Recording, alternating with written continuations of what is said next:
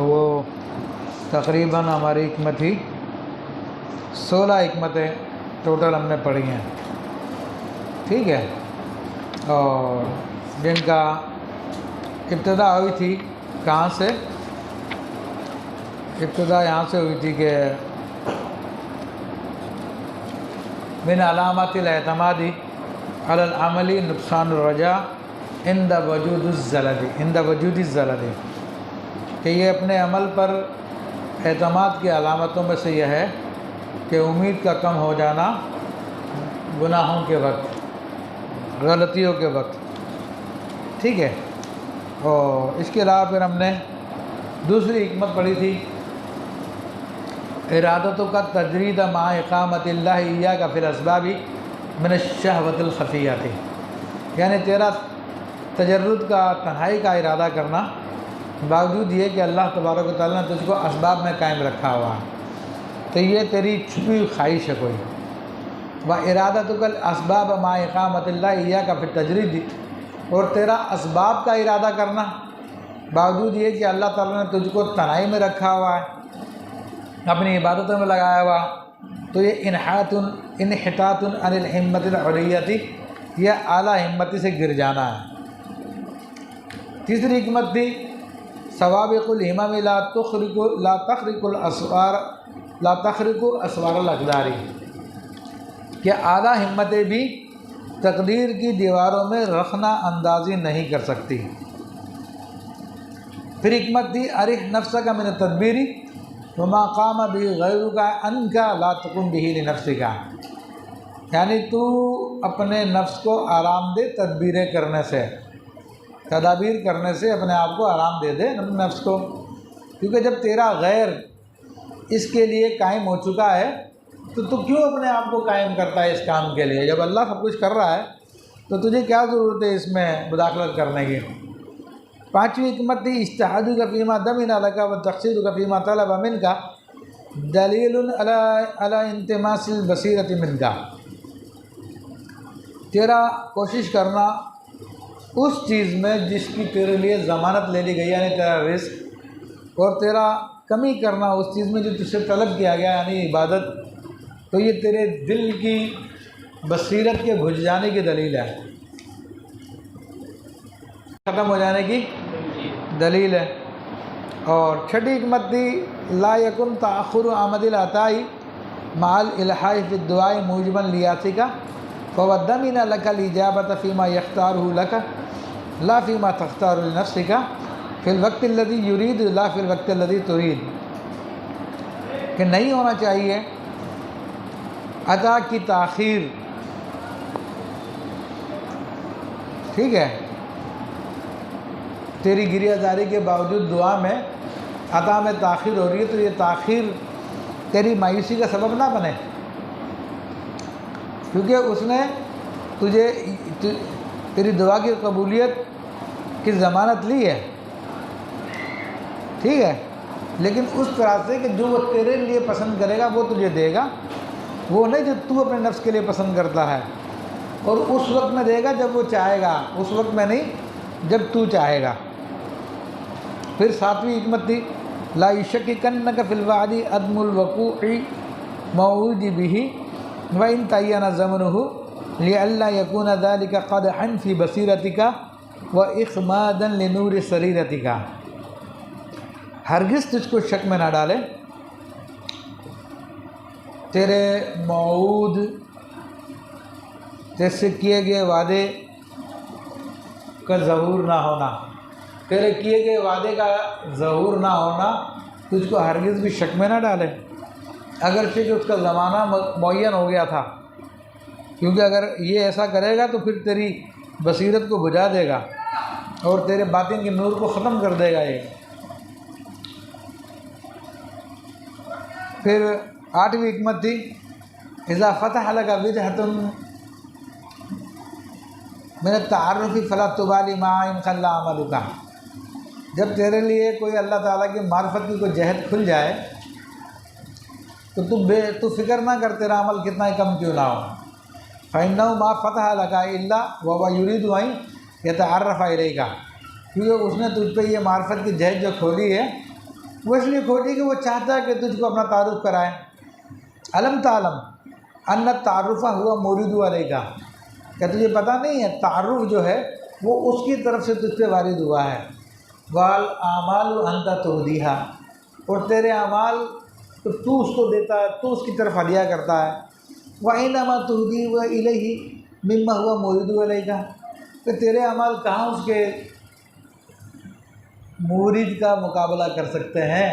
यानी तेरे अमाल तो कभी भी इस काबिल नहीं है कि उसके मुरीद का मुकाबला कर सकें। तो अगर वो तेरे अमाल के बगैर भी दे रहा तो ठीक है, यकीन कर ले तुझ पे अपना करम फरमा रहा है। फिर कहा 10वीं सूरत 10वीं हिकमत, अल आमाल सुवरुन काइमतुन व अरवाह हुआ वजूदु सिर्र इखलास फ़ीहा, कि आमाल जो है वो फ़ोटोओं की तरह, तस्वीरों की तरह है, और इखलास का राज उसमें रूह की हैसियत रखता है। तो बग़ैर रूह के मुर्दा होती है चीज़, तो आमाल जो इखलास के बग़ैर मुर्दा है। फिर का इत्फ़िन वजूद का फ़ी अर्दिल ख़मूली फमा नबता मिम्मा लम यदफ़न ला यतिम्मु नताजुहु, अपने आप को गोशा गुमनामी के अंदर दफन कर दे, तो ये जो चीज़ दफन किए बग़ैर उग जाती है तो उसका नतीजा पूरा नहीं निकलता। फिर 12वीं हिकमत थी, मा नफ़अल क़ल्ब शैउन मिस्लु उज़लतिन यदख़ुलु बिहा मैदान फ़िक्रतिन, कि दिल को आज तक किसी चीज़ ने इतना नफ़ा नहीं दिया, ऐसा नफ़ा नहीं दिया जो तन्हाई देती है, कि जिसके ज़रिए इंसान फ़िक्र के मैदान में दाखिल हो जाता है। और फिर हिकमत आपने पढ़ी 13वीं, कैफ़ युशरिकु क़ल्बुन सुवरुल अक़वानी मुंतबियतुन फ़ी मिरातिही, वो दिल कैसे रोशन हो सकता है कि जिसके आईने में, दिल के आईने में अशिया की फ़ोटोएँ छपी हुई हैं। और इसी तरह कैफ़ युशरिकु क़ल्बुन सुवरुल अक़वान, अच्छा फिर फरमाते हैं कि अम कैफ़ यरहलु इलल्लाहि व हुवा मुक़ब्बिलुन बिशहवातिही, या कोई शख्स किस तरह अल्लाह की राह का तरीक़ में सफ़र कर सकता है जबकि वो अपनी शहवतों पर मुँह के बल पड़ा हुआ है। और इसी में फरमाया कि अम कैफ़ यतमअ यदख़ुला हज़रतल्लाहि, वो कैसे तमा करता है, उम्मीद करता है कि वो अल्लाह की बारगाह की हज़ूरी में आ जाए। वहुवा लम यतत्तहर मिन जनाबत गफ़लातिही, हालांकि वो तो अभी तक अपनी गफलत की नापाकियों से ही पाक नहीं हुआ है। तो 14वीं हिकमत थी, अलकौनु कुल्लु ज़ुल्मतुन फ़ा इन्नमा अनारा ज़हूरुल हक़्क़ि फ़ीही, के कायनात सारी के सारी अंधेरा है तो ज़हूर हक़ ने इसको रोशन किया है। 14वीं हिकमत, फ़मन रअल कौना वलम यशहदु फ़ीही व इंदहु क़ब्लहु व बादहु फ़क़द आवज़हु वजूदुल अनवारी व हुजिबत अनु शमूसुल मारिफ़ि बिस्सुहुबिल आसारी। बस जिसने देखा कायनात को और उसके अंदर उसका मुशाहिदा नहीं किया, उस ज़ात का, ना उसके अंदर किया, ना उसके पास किया, ना उससे पहले किया, ना उसके बाद किया, तो तहकीक उस शख्स को अनवार ने चुंदा कर दिया है और आसार के बादलों की वजह से उससे मारिफ के सूरज छुप गए हैं। फिर 15वीं हिकमत थी कि वो मिम्मा यदुल्लु अला वजूद क़हरिही सुब्हानहु अन हजब कानो बिमा लैसा बिमौजूद माओ, कि जो चीज़ उसके कहर के वजूद पर दलालत करती है वो ये है कि वो तुझसे छुप गया ऐसी चीज़ के ज़रिए जिसका वजूद ही नहीं है। फिर उसके बाद 16वीं हिकमत थी जिसके अंदर ये था कि कैसे तस्वुर किया जा सकता है कि उसको कोई चीज़ छुपा रहे। उसने तो हर चीज़ को ज़ाहिर किया है, वो तो हर चीज़ के साथ ज़ाहिर है, वो तो हर चीज़ में ज़ाहिर है, वो हर चीज़ के लिए ज़ाहिर है, वो तो हर चीज़ के वजूद से पहले ज़ाहिर था, वो सबसे ज़्यादा ज़ाहिर है। वहुवल वाहिदुल्लज़ी लैसा मअहु शैउन, वो तो वो ज़ात है कि जिसके साथ कोई चीज़ है ही नहीं है। वहुवा अक़रबु इलैका मिन हब्लिल वरीद, वो तो तेरी शेरक से भी ज़्यादा तेरे नज़दीक है। वलौलाहु मा काना वजूदु कुल्लि शैइन, अगर वो ना होता तो किसी चीज़ का वजूद ना होता। वो फरमाए कि कैफ़ा यज़रुल वजूदु फ़िल अदम, कि अदम में वजूद कैसे ज़ाहिर हो सकता है।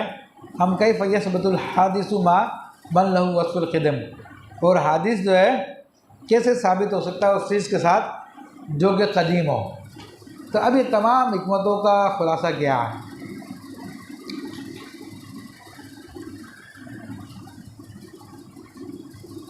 तीन बातें हैं तमाम हिकमतों के खुलासे में।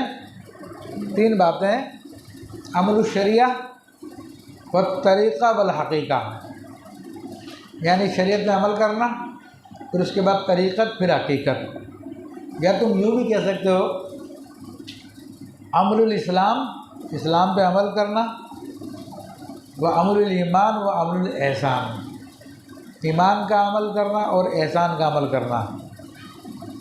या यूँ भी कह सकते हो कि इब्तिदा है, फिर वस्त है, फिर निहायत है। और इब्तिदा ही में कामयाबी की अलामत क्या है? ठीक है, कि अल्लाह की तरफ रुजू कर लेना। तो जो अल्लाह की तरफ रुजू करता है इब्तिदा में, तो वो इंतहा में कामयाब होगा इंशाल्लाह। तो चुनांचे शेख ने हमें उस ज़ात की तरफ रुजू करने के लिए और उस पर एतमाद करने के लिए हमें हुक्म दिया कि हम अपने अमल पे एतमाद ना करें, हम अपने अमल पे एतमाद ना करें। और फिर हमें उन्होंने अदब सिखाया कि अगर तुम मुजर्रद हो, तनाई में हो, अल्लाह ने तुम्हें अपनी इबादत में लगाया हुआ है, तो उसका अदब क्या है। अगर तुम्हें असबाब में लगाया हुआ है तो उसका अदब क्या है। ये सारी की सारी चीज़ें शेख ने हमें तंबीह की। फिर शेख ने उसके बाद हमें नसीहत की कि जब तुम सैर में हो तो अपने बातिन को तदबीरों में मत उलझाओ, अपने बातिन को तदबीरों में मत उलझाओ, क्योंकि तदबीरें जो है वो कदूरतों का सबब है। फिर उसके बाद शेख ने हमें आमाले मतलूबा की तरफ कोशिश करने की तरगीब दिलाई। ठीक है, फिर ये बताया कि जो कुछ तू अपनी दुआओं के ज़रिए मांगता है वो ठीक है, उसकी ज़मानत ले ली अल्लाह ताला ने, लेकिन जिसमें ताख़िर हो रही है उसमें जल्दी ना कर, और तो अल्लाह के रहमत से मायूस ना हो। और अगर उसने तुझसे कोई वादा किया किसी चीज़ का तो उसके वादे में शक ना कर। और अगर तेरे ऊपर मार्फत की कोई जहद खोलता है, यानी कुछ सख्तियाँ आती है, क्योंकि अल्लाह ताला की मार्फत तो इन्हीं चीज़ों में होती है, कोई सख्ती आ रही है तो उस पर परेशान ना हो। फिर जो है तो अब शेख ने जितनी बातें बताई थी कि अलामातुल एतमादी अलल अमल से लेके अल अमालु सुवरुन कायमातुन, ये हिकमतें थी। तो ये सारी की सारी अमल शरीयत है और ये इस्लाम का मकाम होता है जिसमें अमल होता है। और फिर यहाँ से अल अमालु सुवरुन कायमातुन से लेकर अल कौनु कुल्लुहु जुल्मतुन, ये सारा का सारा अमल तरीक़त है जो कि मुकाम ईमान भी कहलाता है। और इसका मदारकार बातिन को पाक करने पर, उसकी तहज़ीब पर है। तो चुनांचे शेख ने हमें यहाँ पर इखलास का हुक्म दिया था, सिद्क़ का हुक्म दिया था और क़बूल का कहा था, अज़लत का मशवरा दिया था, यानी गोशा तनाई इख्तियार कर ले।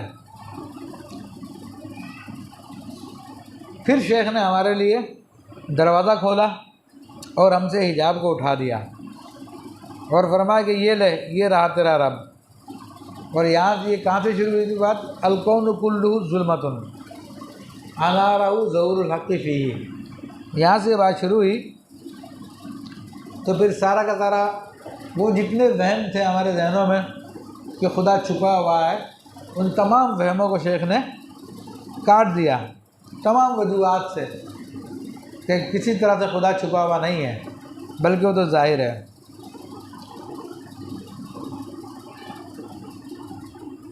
ये थी वो सारी की सारी बात कि खुदा हमसे छुपा हुआ नहीं है, वो ज़ाहिर है बस हमारी निगाहों की कमज़ोरी है या उसके अनवार के वजूद ने हमारी निगाहों को चुंदा किया हुआ है जिसकी वजह से हम देख नहीं पा रहे, तो असल सबब ये है, वरना वो मौजूद है। वनहनु अक़रबु इलैहि मिन हब्लिल वरीद फ़अय्नमा तवल्लू फ़थम्मा वजहुल्लाह। ये सारे के सारे आयतें इस बात पर दलील हैं कि खुदा ताला मौजूद और छुपा हुआ नहीं है। हम में और उसमें कोई पर्दा नहीं है सिवाय ये कि ख़ुद हमारी अपनी गफलत वो पर्दा है। ठीक है जी।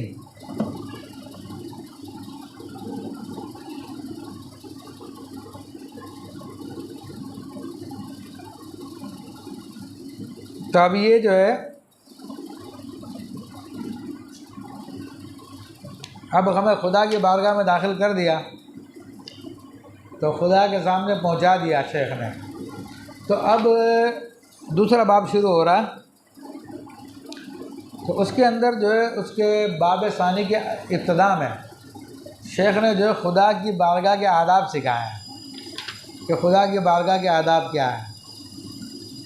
तो इंशाअल्लाह ताला जब इस हकीकत का हमें इदराक हो गया कि हमारे उसके बीच में कोई पर्दा नहीं है, तो हम हर वक्त उसकी बारगाह में हैं, हम में उसमें कोई दूरी नहीं है।